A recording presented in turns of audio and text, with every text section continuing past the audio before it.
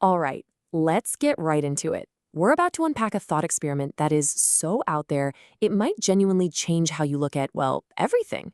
It's called the BEBO universe's paradox, and it boils down to one simple, absolutely mind-bending question. Is our reality even real? Or are we just a passing thought inside some other, much greater mind? But before we go flying off into the cosmos, let's bring this right back down to Earth. Let's bring it back to you. I want you to just imagine for a second, what if you had no senses? No sight, no sound, no touch, no taste, no smell, just nothing. How in the world would you even prove to yourself that you exist? That question right there, that's the key that unlocks this entire paradox. And that question brings us to the star of our show today. We're going to kick off this whole thought experiment by imagining a being. We'll call it BEBO. And BEBO starts its existence with, well, with absolutely nothing. So let's be super clear on what BEBO is. BEBO is a hypothetical baby, right? A concept that exists only in our imagination for the sake of this little journey. And the most important part, this baby is born without any of the five senses that we completely rely on every single moment of every single day.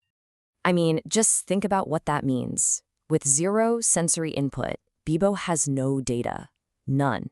It can't build a concept of me because it's never seen its own reflection or heard its own cry. It can't build a model of the world because for BEBO, there is no outside world. There's just a void. And here's where it gets really interesting. Look at this contrast. From its own point of view, inside its own consciousness, BEBO doesn't exist. It has no self-awareness, no internal universe, nothing. We, on the other hand, we take all that sensory data and we build this incredibly rich internal model of reality. And that model is the very foundation of our sense of self. So this leads us to a really fascinating philosophical puzzle. If BEBO can't know it exists, does it? At all? And this is where we come in, the observers, the witnesses. So let's just ask the question, flat out. Does BEBO exist? It can't prove it to itself, but we're thinking about it, right? Right now, we're imagining it. Does our act of observing it somehow grant it a form of reality? And this quote just hits the nail on the head. Here's the key takeaway. Existence can be dependent on who's doing the observing. BEBO is not real to itself, but because we are witnessing it, imagining it in our minds, it's very, very real to us. It exists inside the framework of our consciousness. Okay, if you thought that was a little weird, buckle up, because things are about to get way more complex.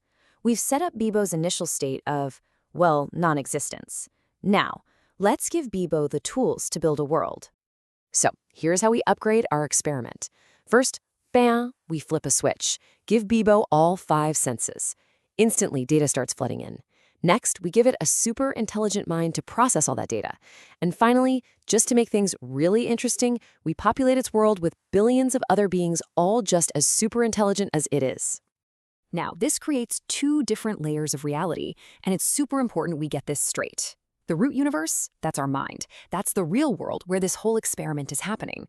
The sub-universe, that's the brand new, complex reality that BEBO and its buddies are now building and experiencing, all of it happening completely inside our root universe. And don't just glance over that number, billions. We're talking about billions of individual, subjective realities, which means that inside our one single mind, our one root universe, there now exist billions of parallel, independent sub-universes. Wild, right? So what happens when you give a superintelligent creature a brand new universe to explore?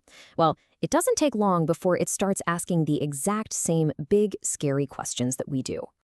The search, of course, starts with identity. Now that it has senses and it has peers, BEBO is fully self-aware. But that awareness immediately leads to the question, okay, but who am I really? And from identity, the questions naturally turn to origin. I exist, but why? Where did all this come from? Me, my world, all of it. And you know where this is going. This entire line of questioning eventually leads to the ultimate one. Is there a designer, a creator? Was all this just some cosmic accident, or is there some higher intelligence pulling the strings? Now, this is the real test for BEBO's super intelligence. With all that incredible brain power, could it ever possibly make the logical leap to figure out the truth? The truth that its entire reality, its friends, its deepest philosophical questions, are all just part of a simulation running inside the mind of another being in another higher universe? All right, so let's imagine BEBO tries to solve this mystery by studying its universe.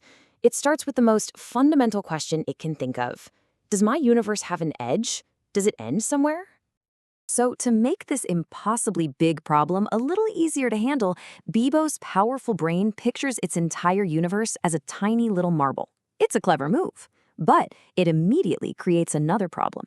A marble has to exist in a space, right? It's got to be inside of something else. So, Bobo imagines a box, let's call it another universe, and it puts the little marble inside. Problem solved, yeah? Not so fast.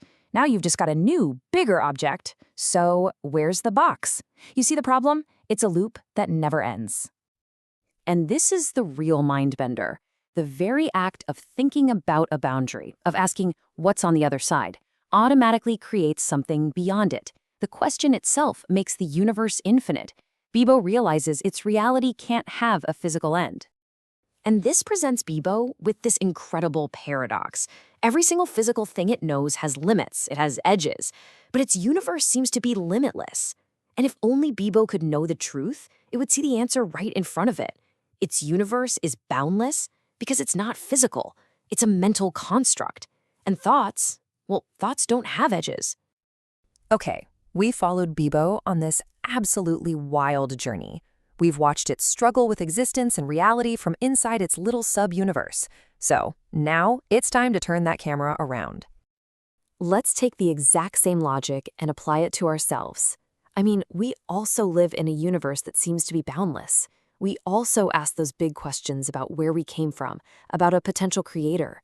What if our reality isn't the root universe after all? What if we are BEBO? And that leaves us with the biggest, most profound questions of all.